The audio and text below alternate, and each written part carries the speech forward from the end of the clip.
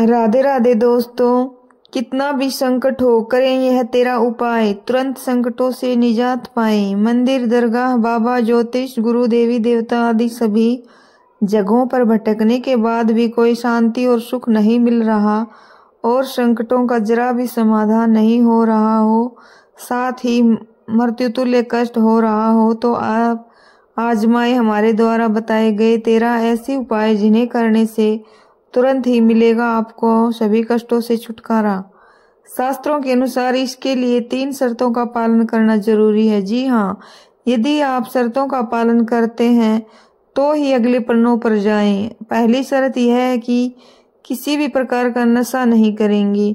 दूसरी है कि घर की स्त्रियों का पूर्ण सम्मान करेंगे। तीसरी है कि खुद के बारे में और दूसरों के बारे में कुछ भी नकारात्मक न तो सोचेंगे और न ही बोलेंगे। यदि आप यह उपाय न भी करें तो अंतिम उपाय ही कर लें तो 100% आपके अच्छे दिन शुरू हो जाएंगे। प्रतिदिन सुबह और शाम घर में संध्या वंदन के समय कपूर जरूर जलाएं। हिंदू धर्म में संध्या वंदन आरती या प्रार्थना के बाद कपूर जलाकर उसकी आरती लेने की परंपरा है। पूजन, आरती आदि धार्मिक कार्यों में कपूर का विशेष महत्व बताया गया है। रात्रि में सोने से पूर्व कपूर जलाकर सोना तो और भी लाभदायक है। घर के वास्तु दोष को मिटाने के लिए कपूर का बहुत ही महत्व है। यदि सीढ़ियां, टॉयलेट या द्वार किसी गलत दिशा में निर्मित हो गए हैं तो सभी जगह एक एक कपूर की बत्ती रख दें। वहां रखा कपूर चमत्कारिक रूप से वास्तु दोष को दूर कर देगा। हनुमान चालीसा पढ़ना, प्रतिदिन संध्या वंदन के साथ हनुमान चालीसा पढ़ना चाहिए। संध्या वंदन घर में या मंदिर में सुबह शाम की जाती है। पवित्र भावना और शांतिपूर्वक हनुमान चालीसा पढ़ने से हनुमान जी की कृपा प्राप्त होती है, जो हमें हर तरह की जानी अनजानी, होनी अनहोनी से बचाती है। इसके अलावा गुड़ और घी की धोख, हिंदू धर्म में धूप देने और दीप जलाने का बहुत ज्यादा महत्व है। सामान्य तौर पर धूप 2 तरह से दी जाती है। पहला गुग्गल कपूर से और दूसरा गुड़ घी मिलाकर जलते कंडे पर उसे रखा जाता है। यहाँ गुड़ घी व चावल से दी गई धूप का खास महत्व है। धूप देने के नियम: रोज धूप नहीं दे पाए तो 13, 14 और अमावस्या 14 तथा पूर्णिमा को सुबह शाम धूप अवश्य देना चाहिए। सुबह दी जाने वाली धूप देवगणों के लिए और शाम को दी जाने वाली धूप पितरों के लिए। पितरों के लिए सिर्फ श्राद्ध पक्ष में ही धूप दे तो अच्छा रहेगा। धूप देने की पूर्व घर की सफाई कर दें। पवित्र होकर रहकर ही धूप दें। धूप ईशान कोण में ही दें। घर के सभी कमरों में धूप की सुगंध फैल जाना चाहिए।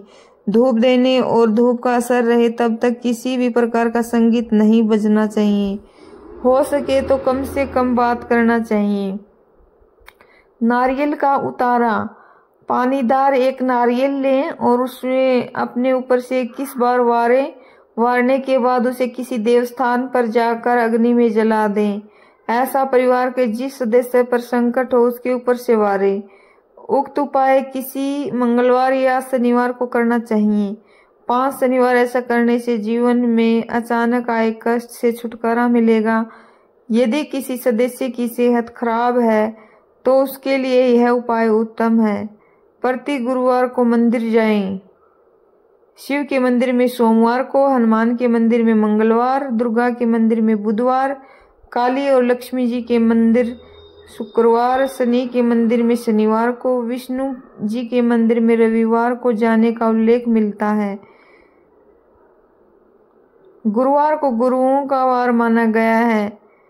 हालांकि गुरुवार का महत्व इसलिए नहीं है कि वह गुरुओं का वार है। दरअसल रविवार की दिशा पूर्व है, किंतु गुरुवार की दिशा ईशान है। ईशान में ही सभी देवताओं का स्थान माना गया है। इसलिए जो व्यक्ति गुरुवार को मंदिर जाता है वह सभी देवताओं को प्रसन्न करता है।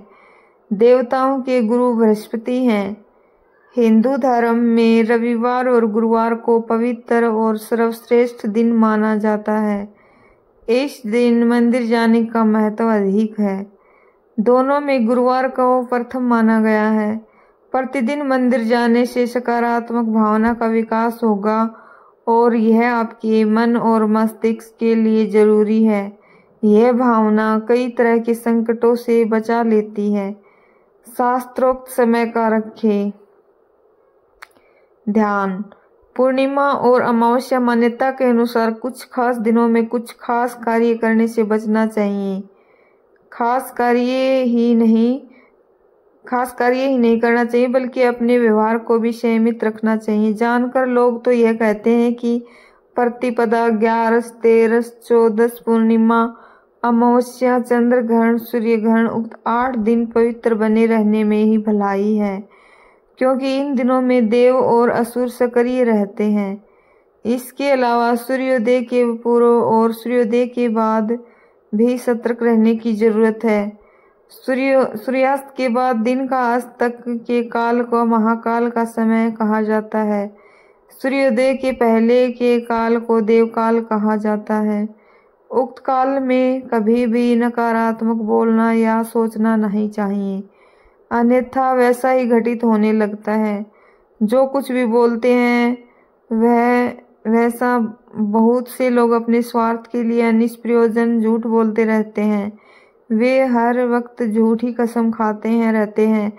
उनमें भी वे लोग अपराधी हैं जो कसम खाकर, झूठ बोलकर और धोखा देकर अपना माल बेचते या व्यापार करते हैं।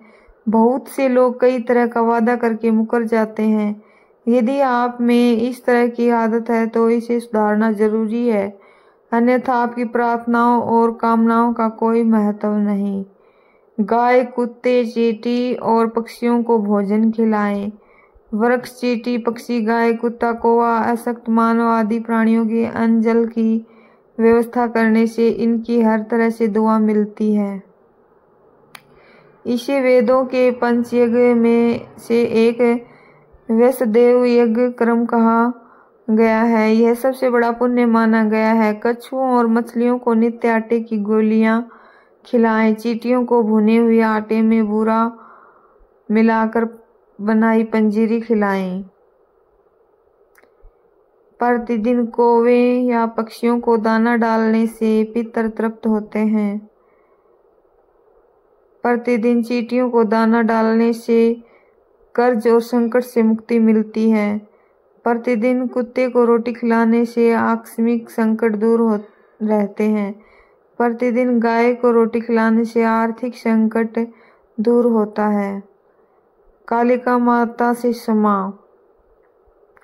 अगर किसी मानसिक कलह, तनाव या परेशानी से जूझ रहे हैं तो शुक्रवार के दिन माँ कालिका के मंदिर में जाकर उनसे अपने द्वारा किए गए सभी जाने अनजाने पापों की क्षमा मांग लें और फिर कभी कोई बुरा कार्य नहीं करने का वादा कर लें।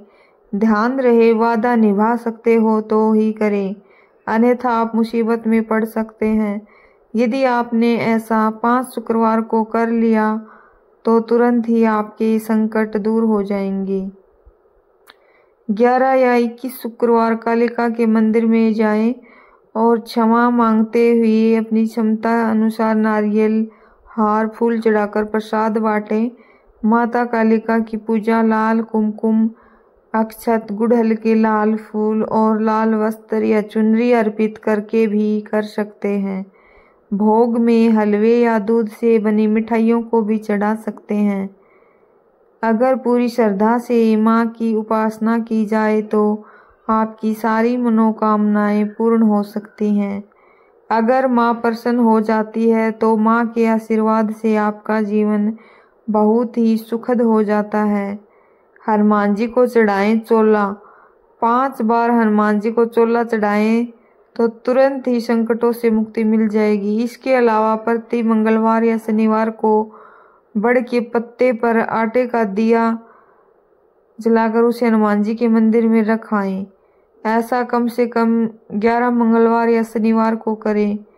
छाया दान करें। शनिवार को एक कांसे की कटोरी में सरसों का तेल और सिक्का, रुपया, पैसा डालकर उसमें अपनी परछाई देखें और तेल जो लेने आते हैं उनको दे दें, या किसी शनि मंदिर में शनिवार के दिन कटोरी सहित तेल रखकर आ जाएं। यह उपाय आप कम से कम 5 शनिवार करेंगे तो आपकी शनि की पीड़ा शांत हो जाएगी और शनिदेव की कृपा शुरू हो जाएगी। जब से मिलेगी संकटों से मुक्ति। जी हाँ, सभी तरह के बुरे काम छोड़कर प्रतिदिन राम के नाम, गायत्री मंत्र या महामृत्युंजय मंत्र का जाप शुरू कर दे। ध्यान रहे, इसमें से किसी एक मंत्र का ही जाप करें। कम से कम 43 दिनों तक लगातार इसका जाप सुबह और शाम नियम से करें। इस जाप का असर जब शुरू होगा तो संकट भी धीरे धीरे दूर होने लगेगा। उक्त जाप के दौरान झूठ न बोलें, तामसिक भोजन न करें और किसी भी प्रकार का नशा न करें, अन्यथा इसके बुरे परिणाम भी हो सकते हैं। राम का नाम तो आप दिन भर जप सकते हैं। कलयुग में राम के नाम से बड़ा कोई नाम ही नहीं है।